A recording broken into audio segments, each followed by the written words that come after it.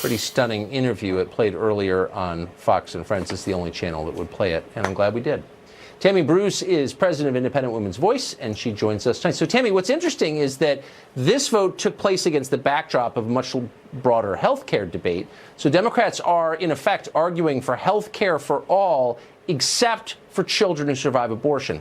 How does that argument work? Yeah, look, obviously it doesn't, but it is informative, isn't it? These same people who want government to control our health care, to be the only resource for insurance and the decisions of who gets health care, can't even find it in their hearts to save a born child. That's who now say that they are the ones who are superior to us, who should decide all of our health care. That's on one point. But the other thing is, it's fascinating, Tucker, nobody wants what they're supporting, not even Democrats. A Gallup poll from last year, 18% of Democrats are okay with late-term abortion, with third trimester abortion. Only 13% of independents are. Not even Democrats want this, and so you have to ask, why are they doing it? Who are they pandering to? All I can think of is that those Planned Parenthood checks must be gigantic. So they are willing, for money and for their position, for their job, to stop a bill that is the simplest thing in the world that all of us agree with. That if there's a child that needs health care, that we attend to that child. They can't even do that. That is why Americans are rejecting the status quo and this process. And that it's all, I'm beyond words, which does not happen very often.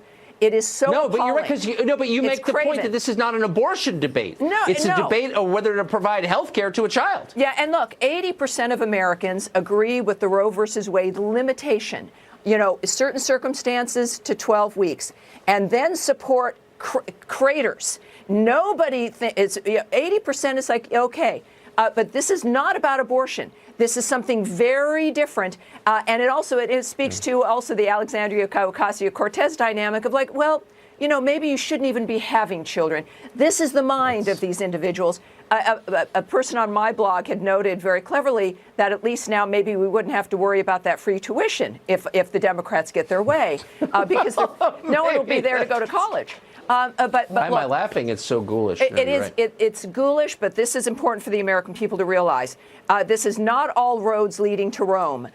This is for those of us who are Democrats and have identified as pro-choice. And this is the other thing that's happened in the last month, Marist poll. Last month, pro-choice identified 55%, pro-life 38%. Now, February, it's even, 47 to 47%. Right. Remarkable shift in the attitude. It's exactly. No, you're totally right, because there's a cost to extremism. I hope there is. And it's been in education in the last 4 weeks. It really has been shocking, even to me. Hard to shock. Tammy Bruce, great to see you. Thank you, dear.